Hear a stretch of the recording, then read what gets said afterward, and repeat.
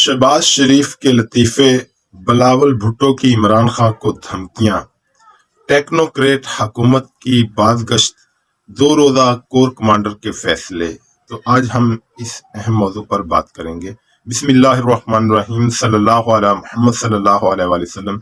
अस्सलाम वालेकुम। आप यूट्यूब चैनल देख रहे हैं और मैं अली अहमद भट्टी हूँ। अगर आप चैनल पर नए हैं तो चैनल को सब्सक्राइब कर दीजिए और बेल आइकॉन के बटन को दबा दीजिए ताकि हमारी हर नए आने वाली वीडियो आप तक बर वक्त पहुंच सके। तो सबसे पहले हम बात करेंगे कि शहबाज शरीफ के लतीफों पर। शहबाज शरीफ हमेशा लतीफे छोड़ते रहते हैं। कभी वो खुद को कहते हैं कि मैं जी इस मुल्क का खादमे आला हूँ, कभी वो कहते हैं कि मैं जी कपड़े बेचकर कौम को आटा दूंगा, कभी वो कहते हैं कि मैं जरदारी का पेट फाड़ कर उसे लाहौर और कराची की सड़कों पर घसीटूंगा और मुल्क का लूटा हुआ माल उसके पेट से निकलवाऊंगा। तो इसी तरह ये आए रोज कोई ना कोई नए लतीफे और शगुफे छोड़ते रहते हैं। ये कौम को अपने लतीफों से महफूज करते रहते हैं क्योंकि ये कोई ढंग के काम तो कर नहीं सकते, तो इनके पास यही चवलें मारने के लिए रह गई हैं। तो शहबाज शरीफ साहब ने एक तकरीब में खिताब करते हुए कहा कि जब हम गवर्नमेंट में आए तो मुझे नहीं पता था कि हालात इस कदर खराब हैं, और फिर मैं 30 साल गंद 8 माह में तो साफ नहीं कर सकता था, लिहाजा मैंने यही मुनासिब समझा कि इमरान खान की 4 साल मेहनत पर पानी फेर दिया जाए। जब कप्तान दोबारा आएगा तो फिर सिफर से शुरू करेगा। और उसके अलावा शहबाज शरीफ साहब ने एक और इंकशाफ किया। ये इंकशाफ इससे पहले भी हो चुका है। इमरान खान साहब की हुकूमत के आने के साथ ही मुख्तलिफ सहाफ़ियों ने ये इंकशाफात किए थे कि इमरान खान साहब को गवर्नमेंट में आने से पहले शहबाज शरीफ साहब की एस्टेब्लिशमेंट से डील हो चुकी थी।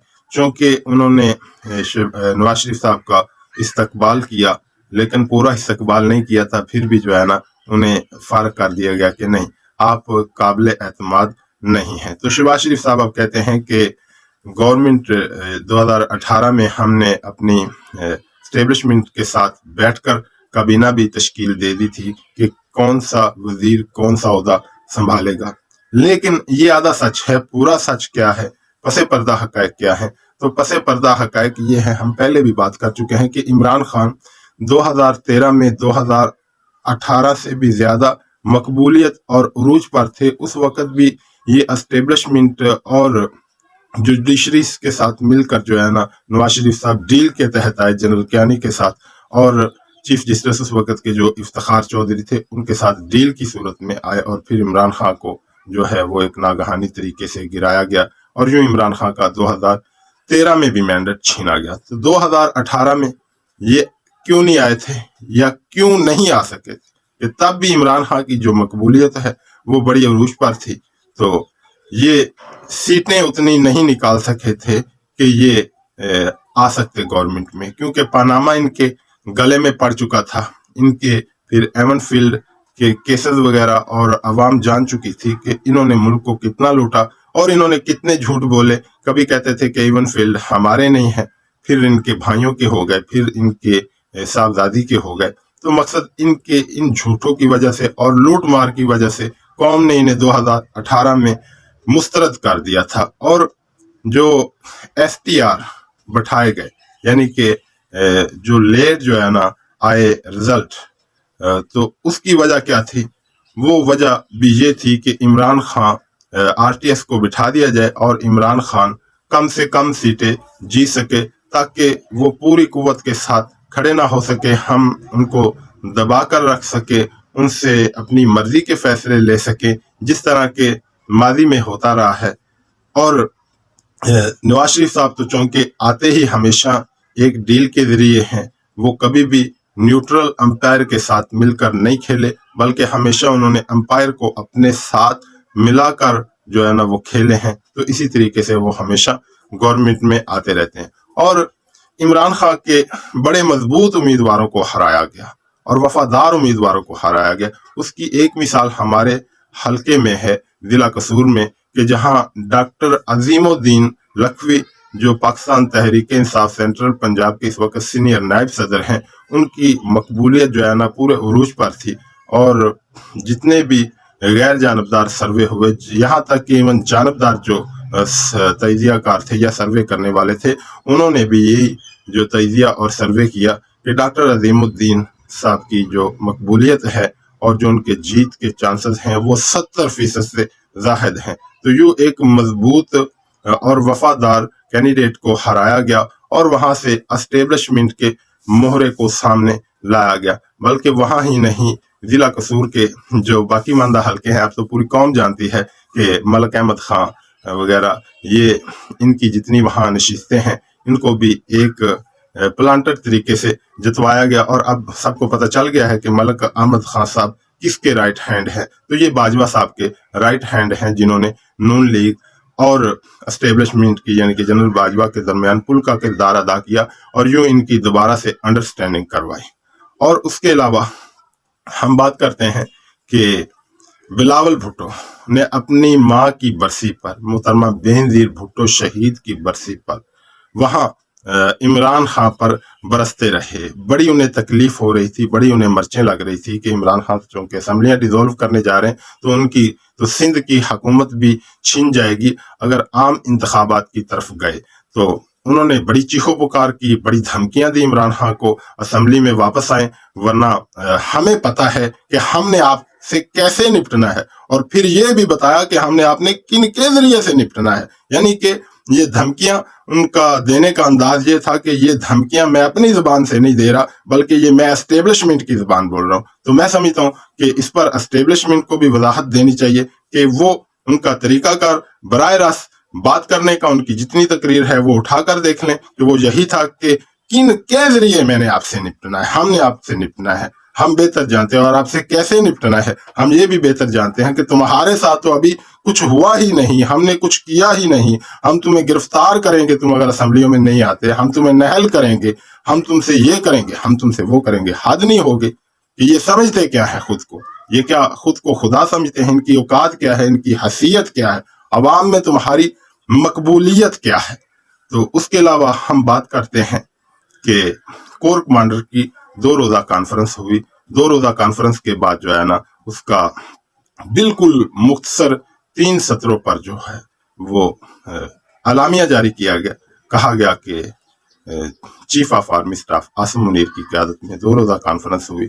उसमें ये फैसले हुए कि अंदरूनी और बैरूनी महाजों पर तवज्जो दी जाएगी, दहशतगर्दों को कुचला जाएगा।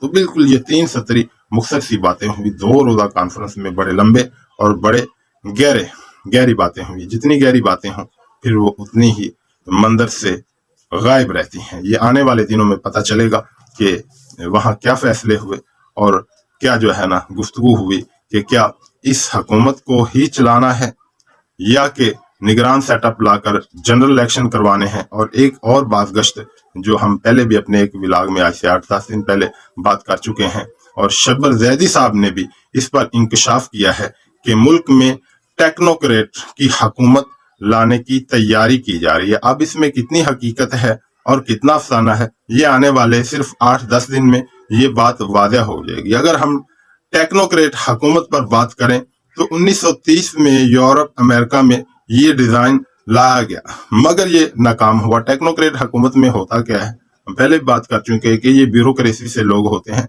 जो जिस चीज का कह लें कि वो उसमें माहिर होता है उसको उस सतह पर बिठा दिया जाता है। जो शोबा तालीम का माहिर है उसे शोबा तालीम ठीक करने के लिए बिठा दिया जाता है। जो वजारत खजाना के माहिरीन हैं उनके हवाले वजारत खजाना दे दी जाती है। तो इस तरह यानी कि जिस शोबे का माहिर होता है वहाँ एक टीम बनाकर जो है ना उस पर एक हेड बनाकर वो शोबा उनके हवाले कर दिया जाता है। लेकिन इसमें अवाम की राय नहीं होती बल्कि फिर उनके अपने फैसले होते हैं। ये जिन ममालक में भी टेक्नोक्रेट की हुकूमत आई है वो कामयाब नहीं हुई। जब तक एक ऊपर एक मजबूत सरबरा ना बैठा हो गवर्नमेंट में तो ये चीजें कामयाब नहीं होती। इमरान खान साहब ने भी टेक्नोक्रेट लोगों को वो आगे लेकर आए थे और ये बुरी बात नहीं है, लेकिन उसके लिए एक मकबूल रहनुमा का होना जरूरी है और साथ उसकी पॉलिसियों का शामिल होना जरूरी है।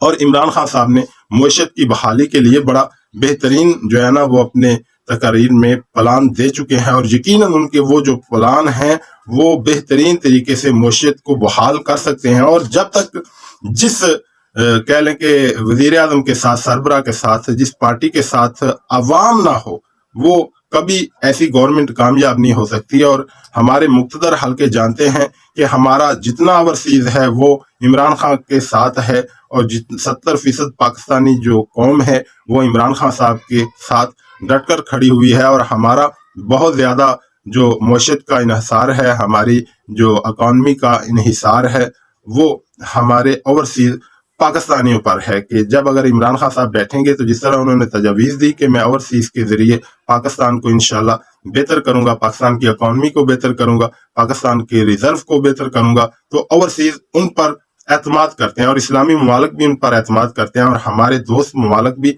उन पर एतमाद करते हैं। लिहाजा हमारी गुजारिश ये होगी कि कतन पाकिस्तान में इम्पोर्टेड हुकूमत के बाद एक और नाकाम तजर्बा ना किया जाए, बल्कि मुल्क में आम इंतखाबात करवाए जाए और पाकिस्तान में अवाम की गवर्नमेंट को कायम किया जाए। और ये मुल्क के शफाफ तरीन इंतखाबात होने चाहिए जिसमें 5 साल नई गवर्नमेंट मुंतखब हो और मुल्क को बेहतरी की जानब गामजन करे और मुल्क की बेहतरी के लिए अच्छे फैसले करे। यकीनन हमारे मुक्तदर हल्के इन सब चीज़ों को अच्छी तरह समझते हैं। तो ये इंशाल्लाह उम्मीद है कि आने वाले 8-10 दिन में सारा जो है सिनेरियो वो वाज़ह हो जाएगा कि मुल्क किस सिमत जाता है, निगरान सेटअप आता है या मुल्क में टेक्नोक्रेट सेटअप लाया जाता है। अगर टेक्नोक्रेट सेटअप लाया जाता है तो वो इन इम्पोर्टेड के लिए बेहतर है, लेकिन मुल्क के लिए, आवाम के लिए और इमरान खान के लिए इसमें खराबी है। अब तक के लिए इतना ही, इजाज़त दीजिए, अल्लाह हाफिज।